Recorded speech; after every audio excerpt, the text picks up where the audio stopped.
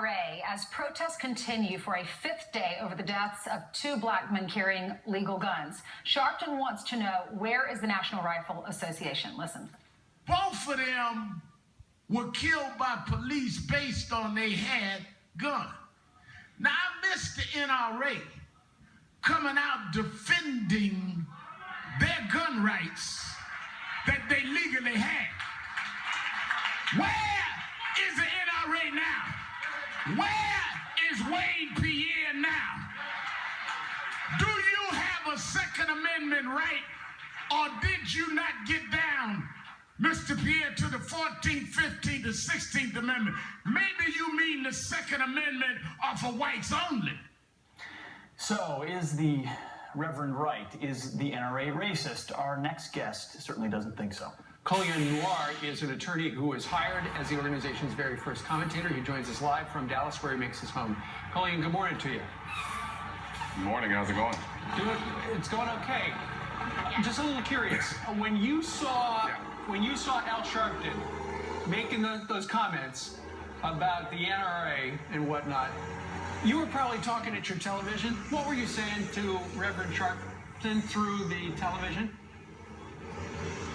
Well, I was a bit confused because if he went back and recounted the history which he experienced during the Civil Rights Movement, you had organizations like the Deacons for Defense, who were a black armed self-defense organization who protected civil rights organizations, who were NRA members. Not only were they NRA members, they also bought their ammo from the NRA. So considering the racial tensions during that time period, if the NRA didn't care about black people, why were they then giving them the ammunition they needed to protect themselves from groups like the KKK? So I was a bit confused. I didn't know if he maybe just completely forgot about that part of history, or he just never cared to pay attention to it.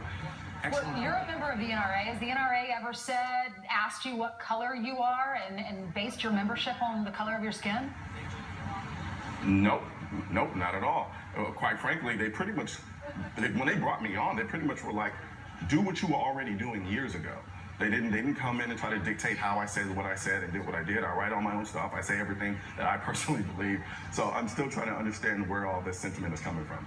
Yeah, Colion, you've been criticized from the left. I mean, people saying you're just being used as a spokesman. I mean, what do you say to folks that make that charge against you? It's insulting because it insinuates that I wasn't able to get to where I'm at now based on my own merit, and that somehow, just solely based on the idea that I'm black, is the only reason why I'm here.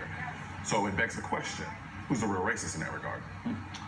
What do you make of Black Lives Matter? Right now, they faced a lot of controversy over the last couple of days because it was revealed. We heard from the chief of police last Friday that apparently the shooter, Micah Johnson, he said he was concerned about Black Lives Matter. He was out to kill white people, in particular white cops, things like that. How do you square what Black Lives Matter is doing now with perhaps their original intent?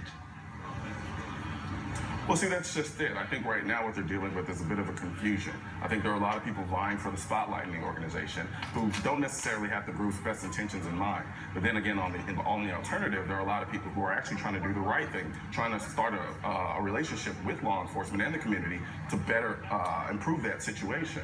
So right now, I think they're kind of just in a cluster where no one really knows exactly what's Black Lives Matter and what's not Black Lives Matter.